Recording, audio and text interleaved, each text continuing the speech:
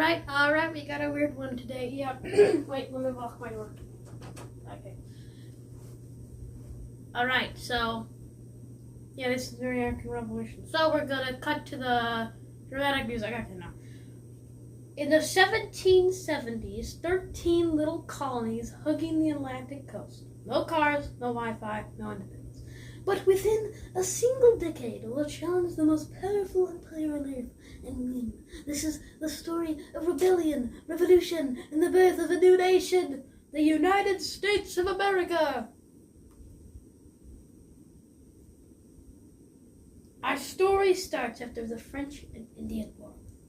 Britain wins big, but racks up a massive war debt. To pay it off, Parliament turns to the colonies. Taxes, more taxes. I hate taxes. Quick shots. Sugar Act, Stamp Act, Townshend Act. Colonists weren't thrilled. No taxation without representation became the rallying cry. They didn't mind taxes. They minded being ignored. In 1770, my arm was getting tired. In 1770, tensions boil over in Boston. A mob, snowballs, gunfire. 5 colonists dead. The Boston Massacre. Paul Revere's engraving spreads outrage across the colonies like wildfire. 3 years later, the Tea Act. Of course, tea.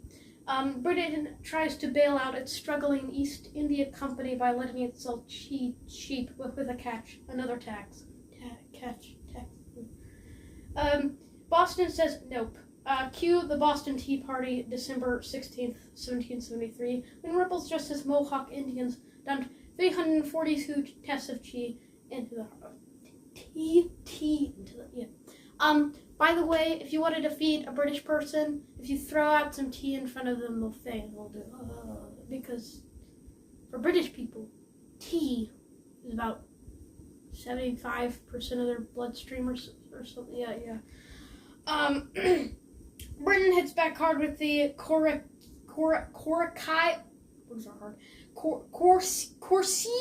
I don't know if that's right.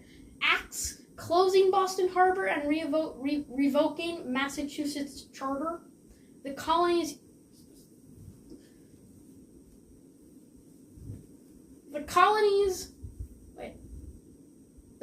united protest forming the first Continental Congress in 1774. For the first time, the colonies act like a single people. Act 2. Wait, I'm not supposed to say that. April 19th, 1775. Lexington and Concord. British troops march out to seize colonial weapons, but militias, the Minutemen, are waiting. The shot heard round the world rings out, and the American Revolution begins. The Second Continental Congress meets a month later, naming a tall Virginian planter as commander of the new Continental Army, George Washington. May he rest in peace. At first, things don't look great. Washington's army is outgunned, underfed, and unpaid. But the cause, liberty, keeps them fighting. July 4th, 1776, Declaration of Independence, mainly drafted by Thomas Jefferson, announces that all men are created equal and endowed with unalienable rights, life, liberty, and the pursuit of happiness. It's not just a breakup letter with Britain, it's a revolutionary idea.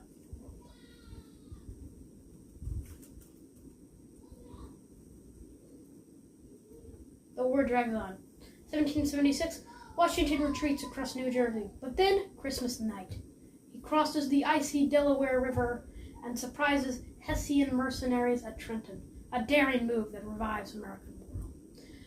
In 1777, the Americans win big at Saratoga, convincing France that this revolution might actually succeed. France joins the war, bringing ships, soldiers, and money. Spain and the Netherlands follow. The rebellion just became a world war. Why isn't this World War I?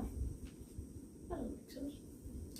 At Valley Forge, 1777 to 1778, Washington's men freeze and starve, but under Baron von Steuben, they train into a real army.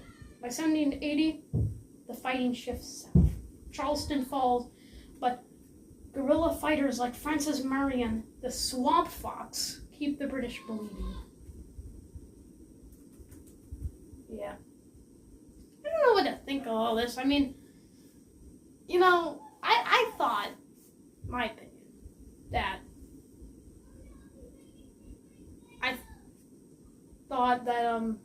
British people just, thought America just was so fierce that they just grabbed their swords and just attacked every British person and then they just left. But that's what, I thought that's what happened. But I go to public schools. Victory and aftermath. Oh, I'm not supposed to say that. Okay.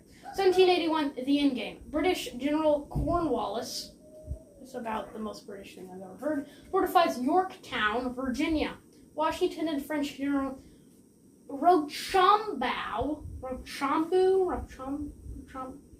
march south while the French Navy blocks the coast. Tracked, Cornwallis surrenders. October 19th, 1781. The war is effectively over. 2 years later, the Treaty of Paris, 1783, officially recognizes American independence.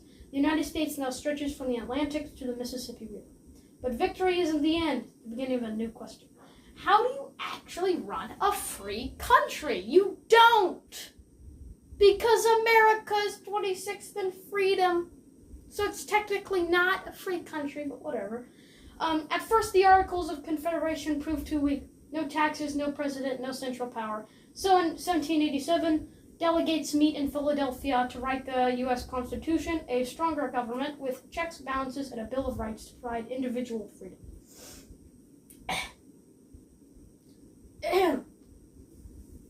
Legacy. Yeah. The American Revolution didn't just create a nation, it created an idea. That power comes from the people, not a king. It inspired revolutions from France to Latin America and changed global politics forever. The revolution wasn't perfect. Slavery persisted. Women were excluded. Native nations lost land. But it lit a spark that's still burning today. From muskets to modern democracy, the spirit of 1776 still echoed through every still echoes through every freedom we fight for. The American Revolution, bold, imperfect, unstoppable. A reminder that history isn't just what happens, it's what we make of it. Cue the waving flags and the fireworks. Yeah, okay. Early light, what's so bright?